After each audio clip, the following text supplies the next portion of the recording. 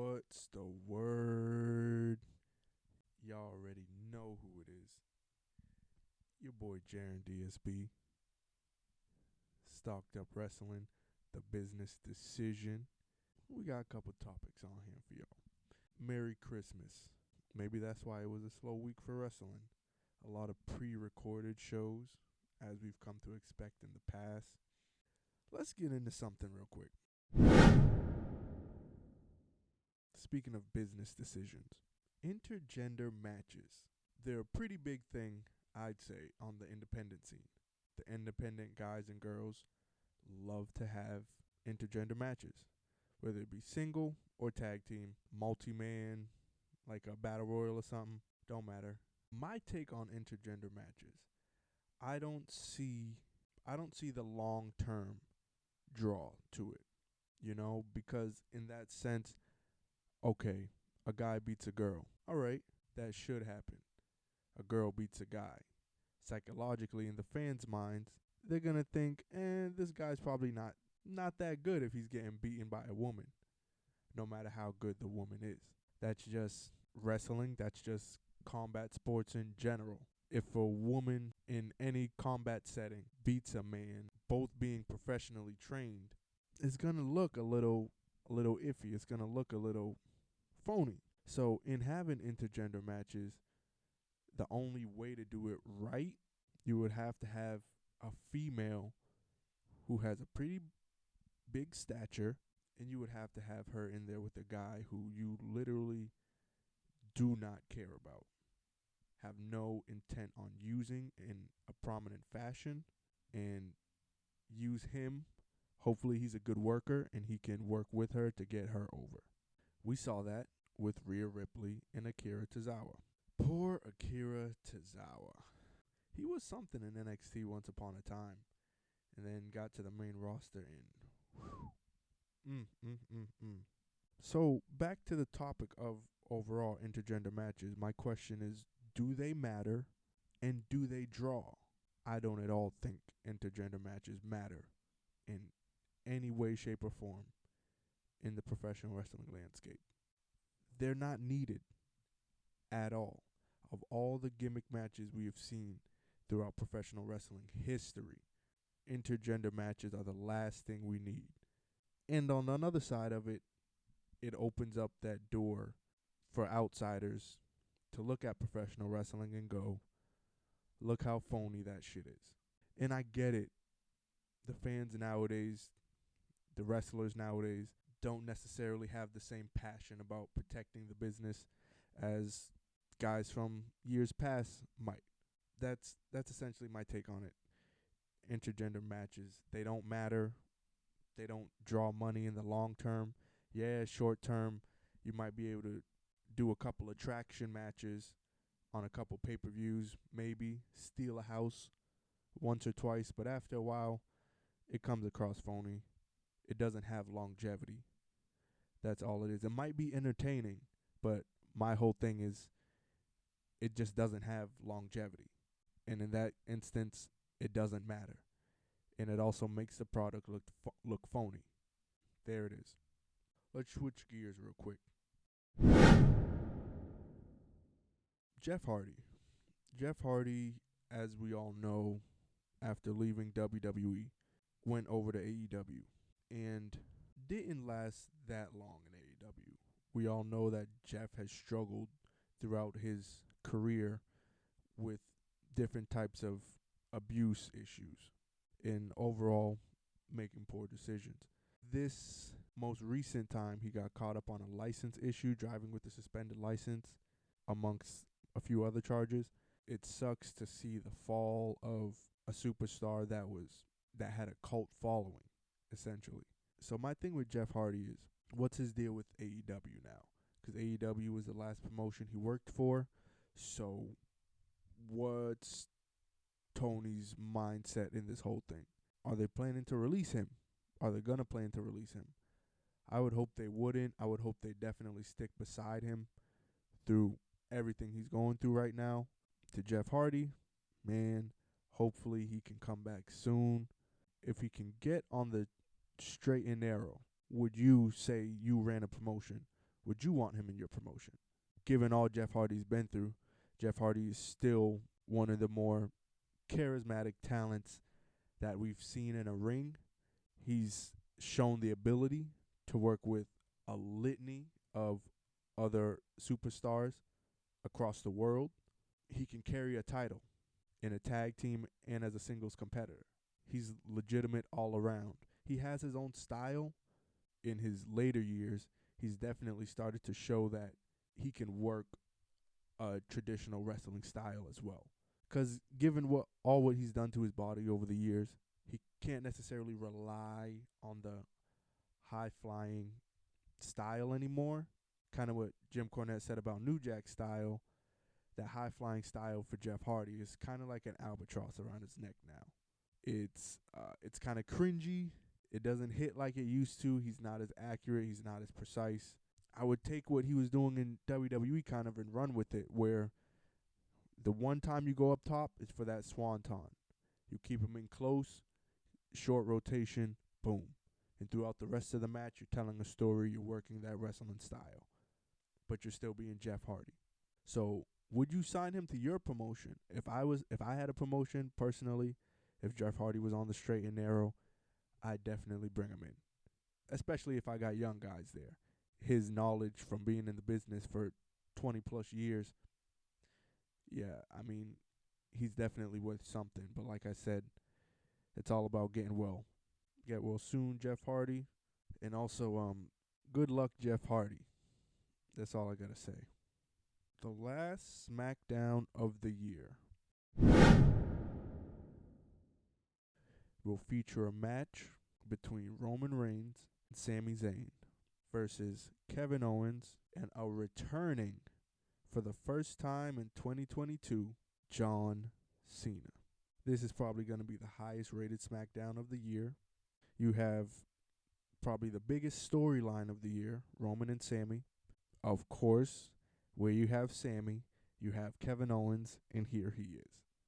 And then you have a returning John Cena, who is always a draw. I see it in my comments all the time. The young kiddies talking about John Cena's the GOAT. So this is going to be a pretty big show. This is a pretty big match. I'm excited to see the match. I have two questions. Owens and Cena. I remember they had a WrestleMania match a couple years ago, and something that lingers in the back of my mind. What if Owens turns on Cena and Owens joins the bloodline? What if that happens? The bloodline trusts Sami now. What if Sami's in their ear? Hey, bringing KO on, that's just more in our arsenal. That can only help. It might kind of add a little NWO to the bloodline as far as oversaturating it, but, I mean, it's an idea. It's not the craziest thing. I mean, it's WWE. It's not the craziest thing. So, and next to that, Cena. What's next for him? The professional wrestling landscape doesn't need John Cena really anymore. But he's proven still to be a pretty big draw. Although he's got his other ventures now outside of wrestling, he's still a pretty big draw in wrestling. And yeah, he's getting older, probably can't take the bumps anymore. But I do wish we did get to see him a little bit more often. And I'm sure there's people that would agree with me. Like I said, the kiddies in the comments, John Cena's the GOAT. I'm sure they wish they got to see him some more too. So 2023, let's get a little more John Cena, and let's see where this Roman and Sami thing goes, and how Kevin Owens plays into this whole thing. Because Owens said they were done, but here's the match. Here's the match. Something's brewing. Let's switch gears real quick, go to the other side, and I'll ask you guys a question. Because I personally am completely over Chris Jericho. Chris Jericho in this damn wizard Jericho fireball. He did another fireball this week to Action Andretti, the guy he put over. And I was going to come out and say, I believe Chris Jericho did this with a good heart. In a sense, like he wants to be he saw a guy and he wants to be the guy to elevate Action Andretti, the guy he found. I think that's all I think it was. And then he surely knows how to kill a moment. He comes back the next week with a fireball for Action Andretti because he's a wizard. I hate Chris Jericho in this presentation of him. I hate the presentation of the Maxi Pad Man and Cat Daddy. I don't like that. The whole Jericho Appreciation Society should be done away with. The amount of talent that you have in that faction and how poorly it's being used and presented right now is a crime. And someone should be arrested and thrown in prison for this. And I don't think this is Tony Khan. Anything having to do with Chris Jericho is Chris Jericho's idea. And this whole Jericho Appreciation Society thing is stupid. You guys tell me how you guys feel about it. How do you guys feel about Chris Jericho at this very moment in his career? How do you guys feel about the Jericho Appreciation Society? How do you guys feel about Wizard Jericho and him throwing all these fireballs? How do you guys feel about him constantly trying to sap any kind of buzz, any kind of aura, charisma, anything that any of the young guys have going for themselves? Albatross. I used that word earlier in the pod, and I'll use it again. How do you guys feel about Chris Jericho essentially being an albatross around the neck of AEW? Do they really need him? And if they need him, is this presentation how he can be best used? What is this doing to benefit the people around him besides being around Chris Jericho? Danny Garcia, Ring of Honor Pure Champion. Oh, yeah? How's Ring of Honor doing? What does that mean? You see what I'm saying? Danny Garcia, someone who's actually talented, can be out here having legitimate matches with something to actually fight for, with actually talented guys with like Claudio, like John Moxley. And he's had matches with these guys before, but I'm saying change the presentation of it, change the meaning of it, change the implications of those matches. Take all the dressings off of it. All these factions and all the sizzle and all. You don't need all of this. It's too much. It's a lot. Chris Jericho is a detriment. I'm over Chris Jericho. He was a phenomenal talent up until the point about 7 years ago where he decided he couldn't give this up and he needed to be the one to father in the newer generation of professional wrestlers. This whole thing is foolish. It needs to be done away with. Tony Khan feels like he needs Jericho back there because Jericho's a veteran and he's been in the business so long. And he's been around the minds that Tony Khan wishes he could have in AEW, which is why he keeps Chris Jericho. But he doesn't need Chris Jericho. And he just needs... he needs someone... He needs people backstage who have no self-interest. Their only interest is putting out a good wrestling product. Chris Jericho's only interest is establishing Chris Jericho's career. And like the past 7 years of Chris Jericho, sure, in Japan had a couple good matches. All right? But right now, this ain't it. If Chris Jericho has still got it, if he can still go in the ring, if he's still the Chris Jericho we all know him as, this presentation is not helping. I don't know. Figure that shit out. And lastly, we'll touch on Rick Ross in AEW. Because there's a ton of stupid shit going on over there since Kenny and the Bucks came back. And Jericho's got no one to check him now because Kenny and the Bucks do not give a fuck about Chris Jericho, and I don't blame him. I don't either. Why is Rick Ross there? He dropped the MF on TV. I'm sure we all saw Rick Ross. I'm sure TBS didn't like that. That was dumb. I don't know why I don't know even know why he's involved in professional wrestling right now. I've never heard or seen of him having any relation to professional wrestling whatsoever. Not going to be like that TikTok guy and be like, I've never seen him with memorabilia. But, like he's never been in the circles. He's never mentioned it like in interviews. Like, So to see him pop up and then constantly keep popping up is crazy. Maybe he's a friend of Swerve. Swerve is a rapper. He's got a few friends in the industry. Maybe they linked up. That could have been the connection right there. I might have just answered my own question. Regardless of that, apparently Rick Ross is now a manager of a stable in AEW with Swerve, Parker Boudreaux, and the minor league baseball player with the tattoos everywhere. What? Rick Ross is a wrestling manager now? I don't even know where to go from that because what I just said doesn't even make sense. Rick Ross is a wrestling manager now. That's crazy.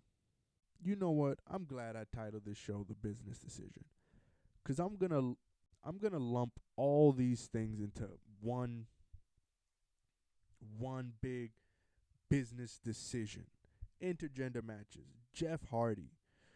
The last SmackDown of the year.